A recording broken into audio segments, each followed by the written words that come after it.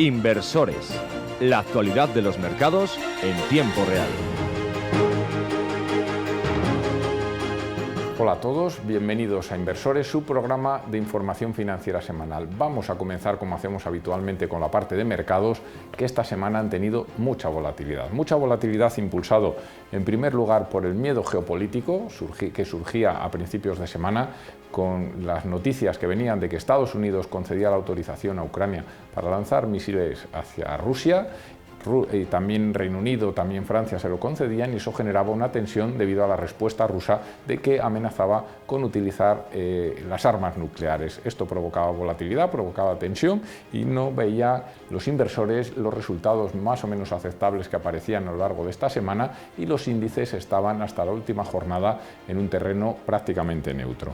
Hay que hablar que los datos macroeconómicos tampoco aportaban demasiado, sobre todo en la parte europea, donde se pueden decir que eran bastante flojos. Así, esta semana destacamos el retroceso del PIB de alemán, venía de un dato anterior del menos 0,2, un dato previsto del menos 0,2 salía menos 0,3%, flojos datos de PMI manufacturero y de servicios en Alemania que confirmaban el dato anterior, menos 43,2 y 49,4. En Estados Unidos mejoran las peticiones semanales de subsidio por desempleo, veníamos de 219.000 y pasamos a 213.000, caída del índice manufacturero de la Fed de Filadelfia de 10,3 que veníamos a menos 5,5, suben las ventas de viviendas de segunda mano en Estados Unidos, desde 3,83 hasta 3,96, y hay que hablar que en la sesión del viernes eran importantes el dato de PMI manufacturero en Estados Unidos de 48,5, se iba a 48,8, todavía está por debajo de 50, que es la frontera, y el PMI de servicios que venía de 55, se va a un dato de 57, está ya en terreno que comienza a estar expansivo. Con todo esto hay que hablar de los cierres.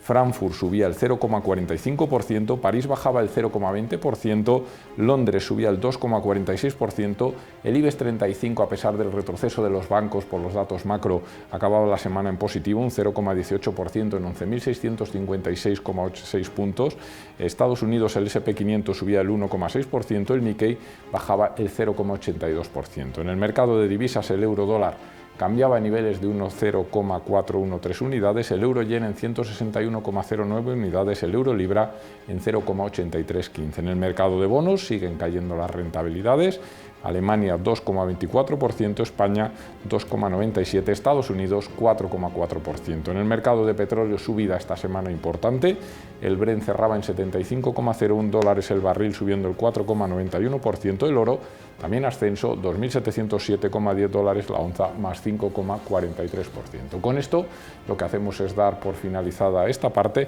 y damos paso a la parte de actualidad. La actualidad de la semana. En la parte de actualidad queremos en esta semana comenzar a hablar de los ajustes fiscales. Llegamos al tramo final de año y una parte muy importante de la gestión de patrimonios es ir preveyendo cómo ahorrar impuestos.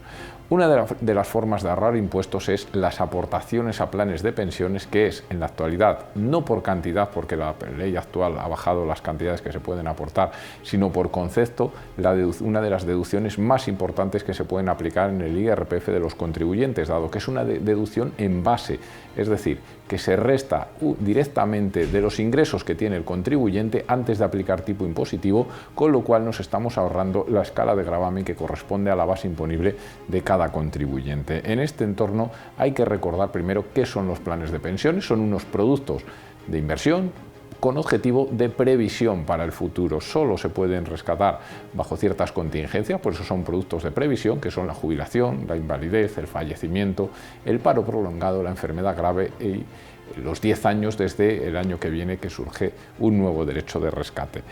¿Qué ocurre? Si aportas aquí para cubrir estas contingencias, la legislación te permite reducir esa cantidad de tu base imponible, por lo tanto, insisto, ahorrar la escala de gravamen que corresponda a los ingresos de cada uno.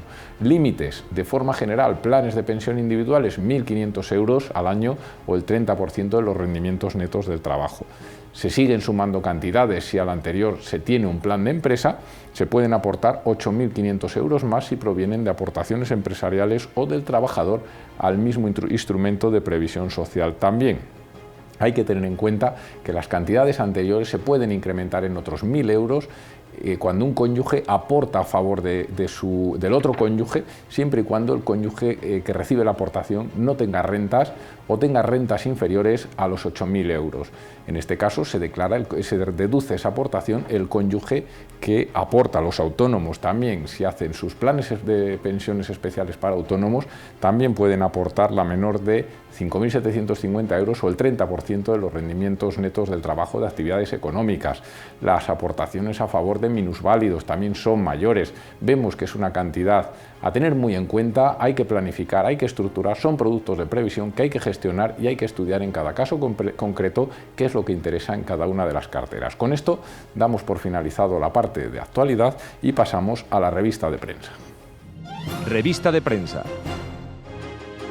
Repasamos como todas las semanas los periódicos especializados. Comenzamos con el periódico Expansión. España se desploma 10 puestos en competitividad fiscal en 5 años. La reforma fiscal que proyecta el Gobierno, aparte de tensiones políticas, preocupa a los agentes económicos, que advierten que los impuestos en España ya son contraproducentemente elevados. Periódico 5 días. Alerta para la banca. Sus activos se han deteriorado y necesitará más provisiones. El supervisor ha detectado que las carteras de créditos están comenzando a sufrir impagos. Diario de León. El 75% de los leoneses ve mala la situación económica de la provincia. La preocupación principal es la economía, el paro y la falta de industria.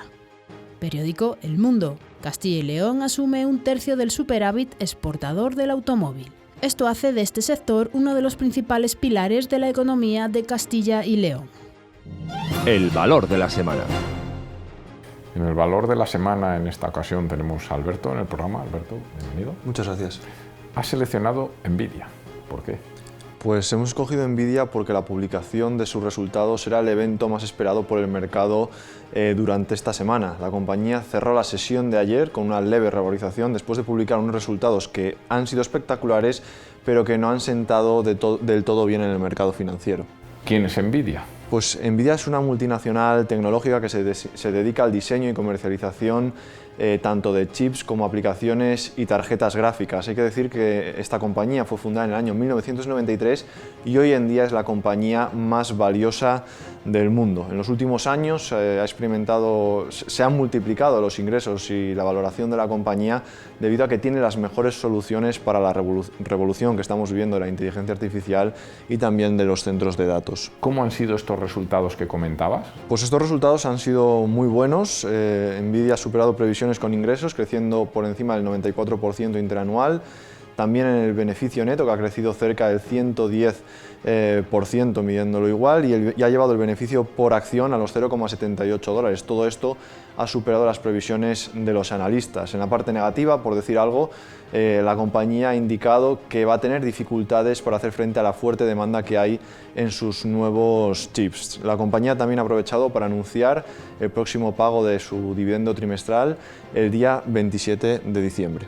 Y finalmente, ¿qué opinan los expertos? Pues según el consenso de analistas, los resultados de Nvidia son buenos para cualquier compañía normal, más que buenos son espectaculares. Sin embargo, Nvidia tiene que justificar la importante revalorización que ha sufrido, que ha conseguido en los últimos trimestres.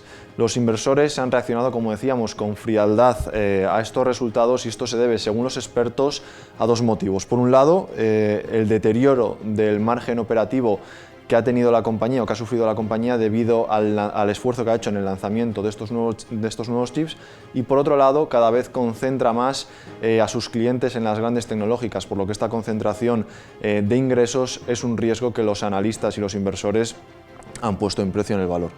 Pues muchas gracias, Alberto, por tu aportación al programa, y con esto lo que hacemos es dar paso a la agenda financiera de la próxima semana, que es la última del mes de noviembre. En donde destacamos el lunes informe IFO de confianza empresarial en Alemania, el martes confianza del consumidor en Estados Unidos y venta de viviendas nuevas en Estados Unidos, el miércoles Producto Interior Bruto trimestral en Estados Unidos, ventas minoristas en España, pedidos de bienes duraderos en Estados Unidos, el jueves IPC de España, IPC de Alemania y por último el viernes ventas minoristas de Alemania, IPC zona euro. Esto es todo en esta ocasión, no tenemos más que despedirnos, agradeciéndoles su atención, recordarles que pueden seguirnos en la red www.elinversorinquieto.es. Un saludo a todos y hasta dentro de 7 días.